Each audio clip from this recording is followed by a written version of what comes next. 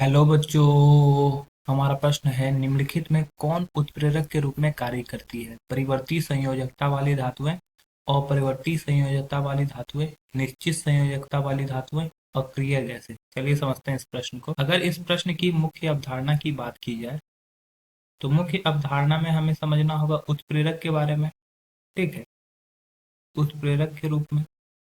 तो उत्प्रेरक क्या है? उत्प्रेरक वह यौगिक है जो रासायनिक अभिक्रिया अभिक्रिया में भाग तो नहीं लेता, लेकिन रासायनिक अभिक्रिया की दर को बढ़ा देता है। ठीक है, अभिक्रिया के दर को प्रभावित करता है। अभिक्रिया के दर को प्रभावित करता है। ठीक है, अब ये उत्प्रेरक क्या है? उत्प्रेरक खुद ऐसा होना चाहिए जो कि उसमें अभिक्रिया में जो संक्रियन ऊर्जा होती है उसको लगाने के लिए यह सक्षम हो या उसको कम करने के लिए सक्षम हो।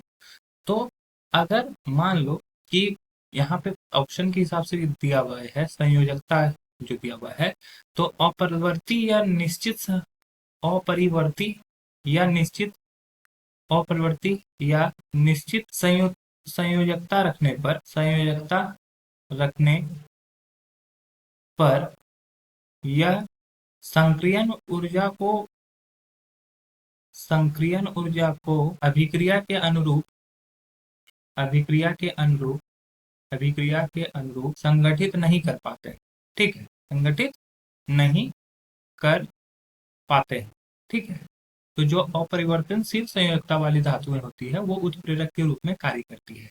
जैसे एक एग्जांपल के तहत मैं अगर समझाऊं, जैसे अमोनिया को बनाने के लिए हैबर प्रोसेस से जब नाइट्रोजन का रिएक्शन हाइड्रोजन से कराते हैं तो वहां पे उत्प्रेरक के रूप में Fe और MO को इस्तेमाल किया जाता है। ठीक है, तो ये अमोनिया बनता है।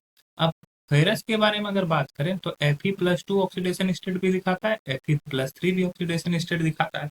तो यहाँ पर फेरस और फेरिक दो चीज होता है। तो यहाँ पर कभी ऑक्सीकरण अवस्था +2, कभी ऑक्सीकरण अवस्था +3, कभी इसकी संयोजकता 2 होगी, कभी इसकी संयोजकता 3 होगी। तो इस तरह से यह परिवर्तनशील संयोजकता रखता है।